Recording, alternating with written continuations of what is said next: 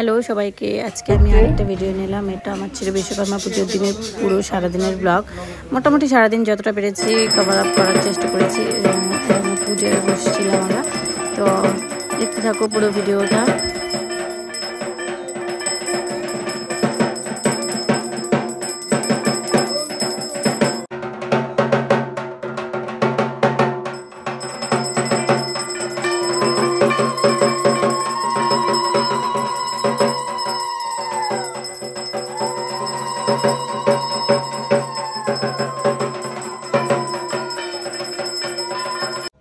সাহায্য বিল্লবচ্চ ওম নমঃ দক্ষিণ কালিকায় সাহা আমার সঙ্গে থাকি এটা সাহায্য বিল্লবচ্চ ওম নমঃ মূলসতব্বয় সাহা।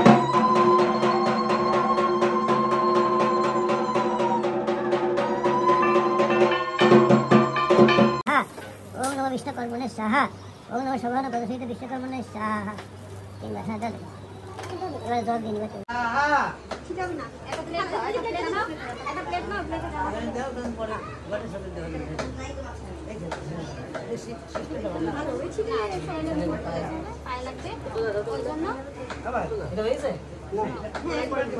হ্যাঁ সচেতন বন্ধপুষ্প বিল্লবচন্দ্রে নবা সর্ব দেবদেব সহিত নবান পদ সহিত ওই বিশ্বকর্মণে সাহা।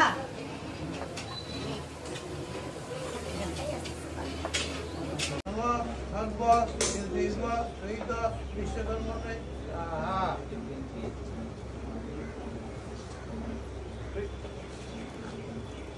ওটাও সেট করে দিতে হবে, সবারটাই ওলি, সবার পূর্ণিটাই ওলি, একজনের মিলি সবাই দিবি। এখানে ধূপ কাঠি প্রদীপ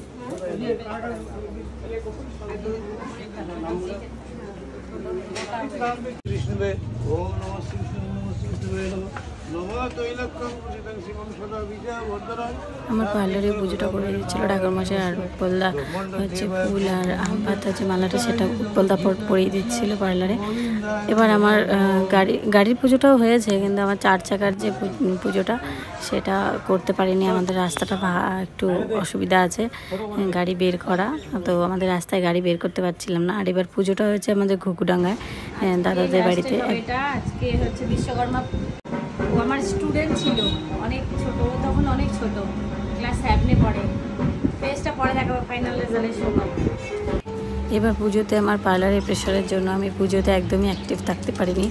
আর পুজোতে আমি এবার অনেককেই বলতে পারিনি, আমি বলিনি বলতে চলে, আমি কাউকেই ইনভাইট করিনি, টাইমই পাইনি, এত প্রেশার ছিল। প্রেশারের জন্যই পার্লারেই এইবার বিশ্বকর্মা পুজোটা পার্লারেই আমার সারাটা দিন কাটলো।